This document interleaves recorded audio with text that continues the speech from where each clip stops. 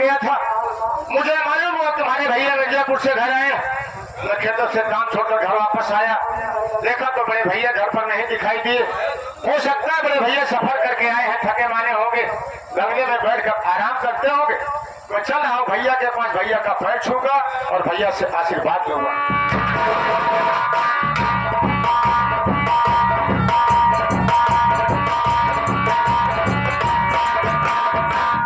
भैया के चरणों में भाई विनोद का प्रणाम सुनिए।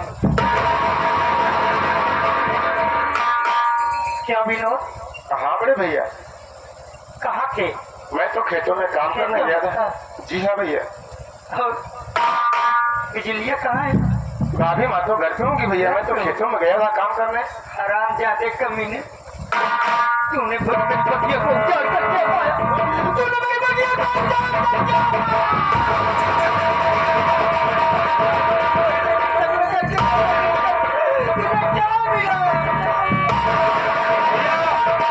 मैं आपके कहने का तात्पर्य नहीं समझ पाया, आप कहना क्या चाहते हैं बड़े भाई?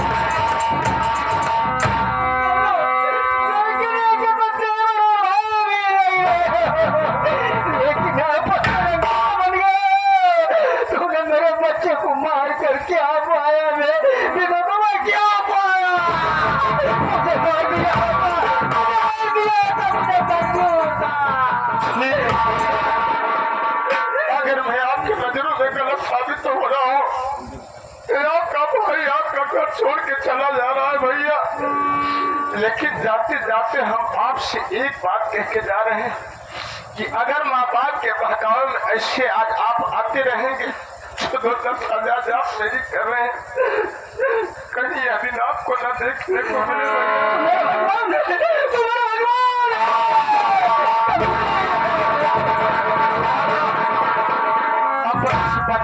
भाई को बुलाओगे, आपका भाई आपके हवेली में कभी कदम नहीं रखने आएगा। ऐसे भाई की कोई जरूरत नहीं, लेकिन जाते जाते हमारी आखिरी बात सुन लीजिए। 2 मिनट का समय आप और आपसे लेना चाहते हैं।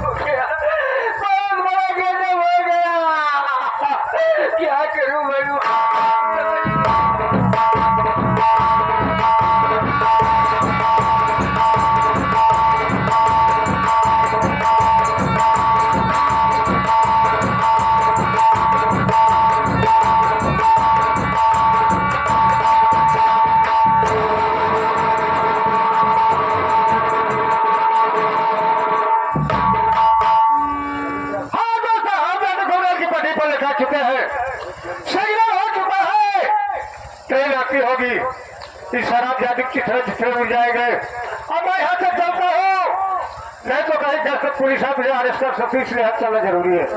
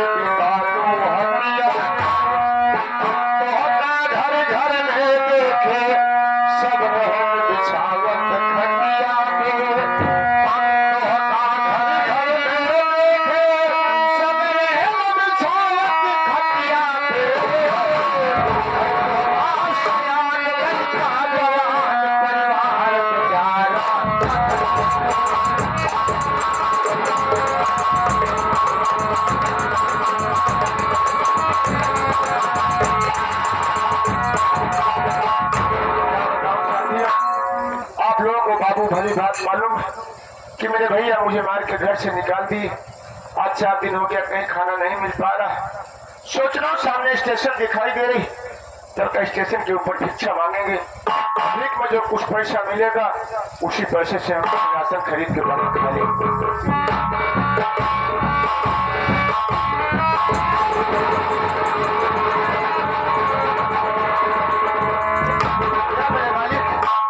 मैं क्या देख रहा हूँ कि सिग्नल हो चुका है, फाटक बंद हो चुके हैं, पीछे से ट्रेन की आवाज भी आ रही और मैं देख रहा हूँ लड़की अपना जान गंवाने जा रही। सबसे पहले मैं उसकी जिंदगी को बचाऊंगा, चाहे मेरा दम क्यों ना निकल जाए।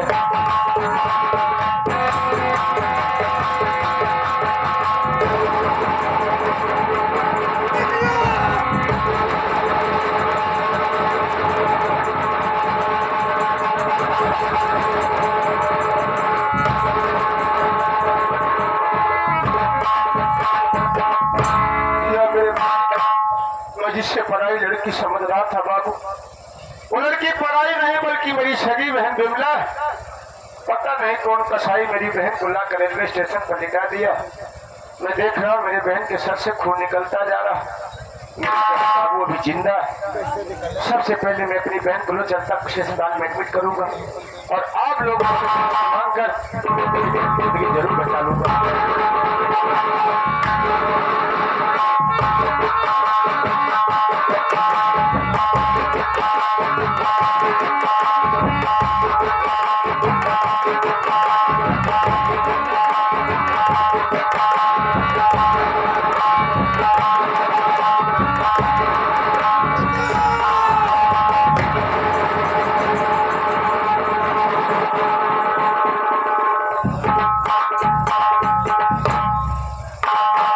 मेरे मालिक डॉक्टर बाबू मेरी बिमला बहन की जिंदगी बचाने से इनकार कर दी। उन्होंने कहा बेटा विनोद, तुम्हारे बहन के सर से ज्यादा खून निकल चुका है, तुम्हारी बहन इस समय आईसीयू में। अगर अपनी बहन की जिंदगी चाहते हो तो 3 बोतल खून की सख्त जरूरत है और हम भिखारी आदमी अपने पेट के वास्ते परेशान। अगर 3 बोतल खून नहीं दे पाएंगे तो आखिरी फैसला होगा कि मेरी बिमला बहन दम तोड़ देगी। बाबू आप लोगों का सहारा है। हर माँ बाप अपने बच्चे को जन्म देता है। अगर आपका बच्चा बीमार हो जाता है तो आप तन मन धन से अपने मुन्ने का इलाज कराते हो। अगर आपके पास पैसा खत्म हो जाता है तो आप अपने खेत और गहने गिरवी रख देते हो। लेकिन इस बदनसीब के पास प्राण के सिवा कुछ भी नहीं। आज आपके सामने मैं अपने पेट के वास्ते नहीं बल्कि अपनी बहन की जिंदगी बचाने के लिए आप लोगों के सामने में दामन फैलाकर दया की भीख मांग रहा हूं। अगर आप लोग मेरी थोड़ी थोड़ी मदद कर देंगे तो मैं अपनी बहन जिंदगी बचाने के बाद आप लोगों का एहसान कभी जीवन भर नहीं भूलूंगा।